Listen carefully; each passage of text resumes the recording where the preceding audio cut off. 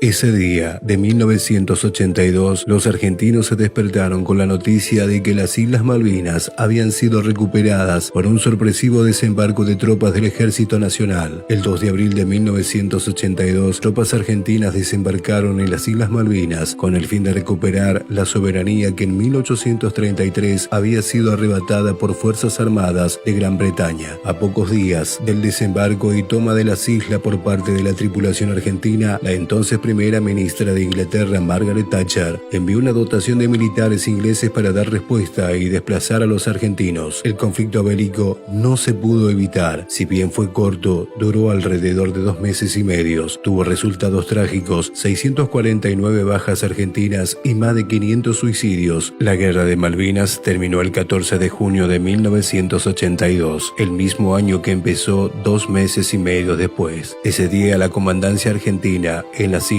firmó la rendición, y a pesar de que el teniente general dictador Leopoldo Galtieri había dado la orden de que siguieran combatiendo hasta las últimas consecuencias. Seguidores de la página del Diario Digital, bueno, es como vos lo relatabas recién, Carlos, esa mañana del 2 de abril de 1982, a medida que nosotros íbamos entrando a la base naval, que era mi destino, yo ahí estaba del año 81, nos iban informando que había formación general. Algunos ya sabían la noticia por algún lado, pero otros no sabíamos nada. Bueno, ahí el comandante del área austral, el almirante Zaratiegui, en formación general, nos dice que se habían recuperado las Malvinas, que había habido una baja que fue del capitán Giaquino, y a partir de ese momento, todo el personal de suboficiales, pasamos por sala de armas a retirar un armamento cada uno. Yo tenía una ametralladora PAN con 3 cargadores de 36 municiones cada uno, y así todo el personal estábamos armados y pasamos a cubrir crucero de guerra. Significa estar a disposición las 24 horas del día. ¿Cuántos años tenía Pocho en ese? 26 años. 26. 26 años, y tenía el grado de cabo principal en Marina.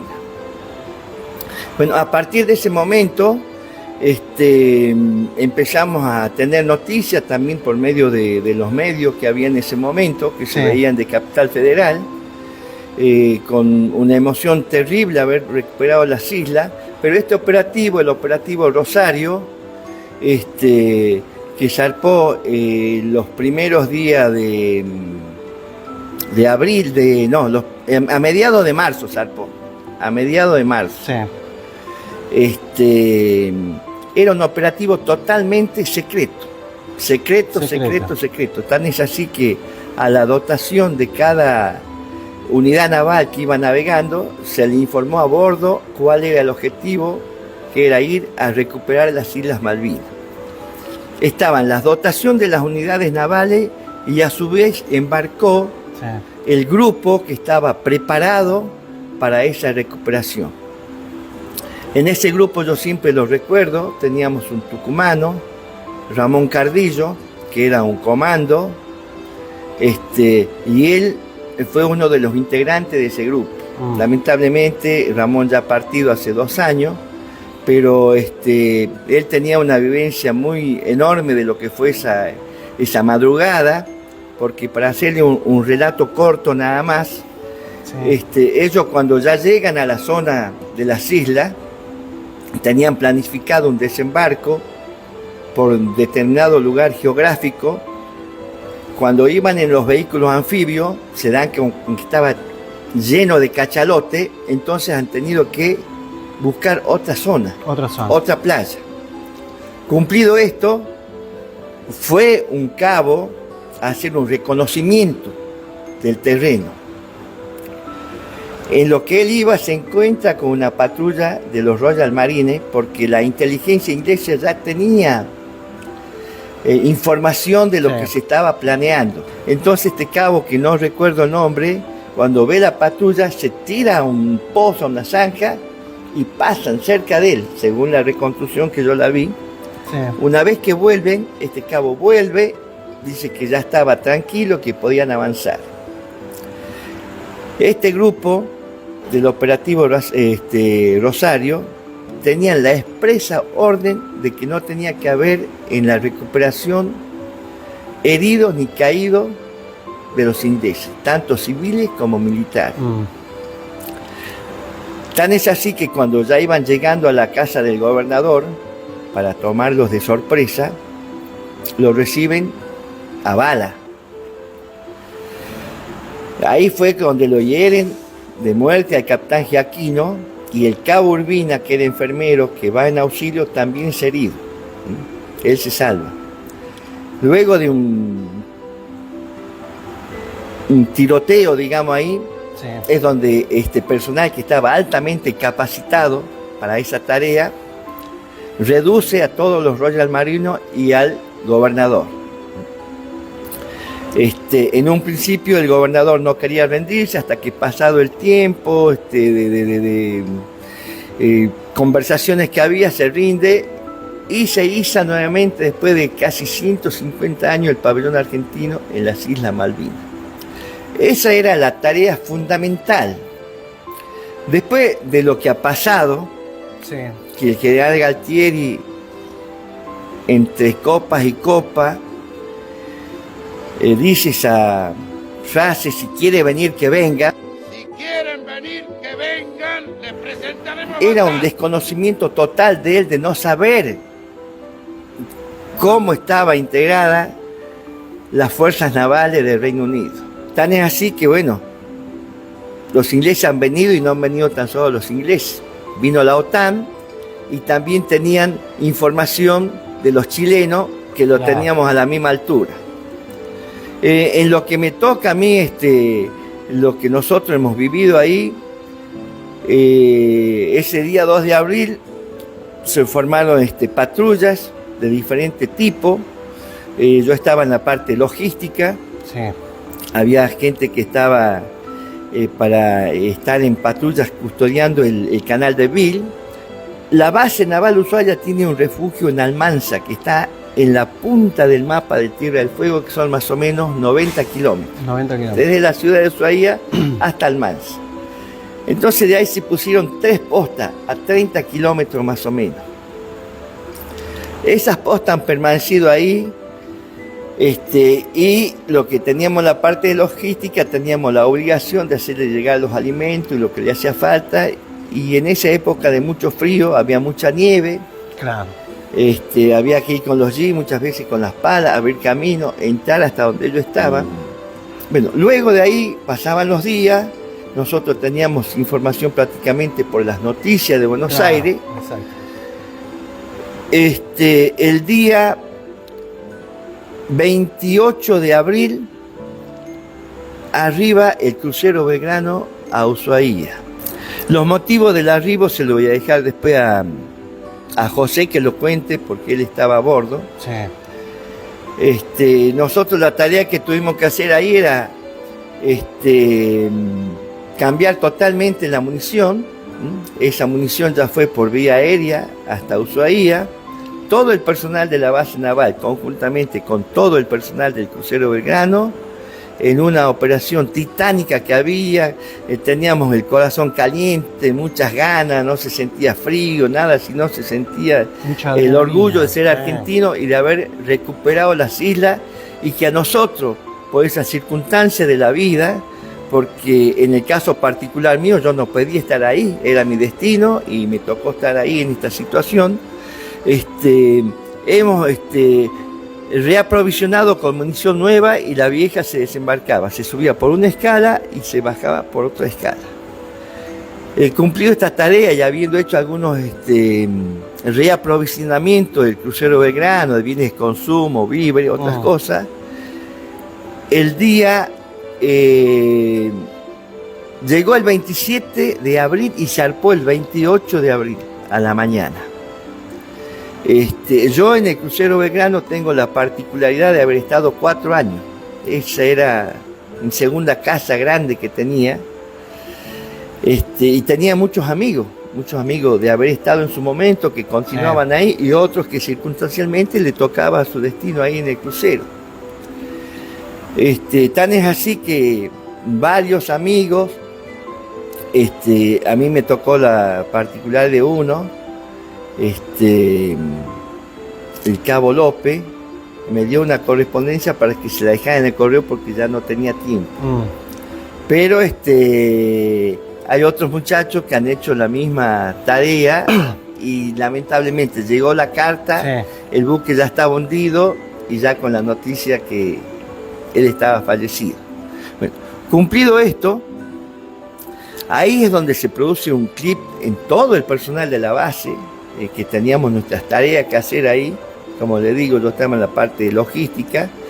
Empezaron ya también hasta estos días a llegar aviones con equipos de ropa, con alimentos, con armamento, sí.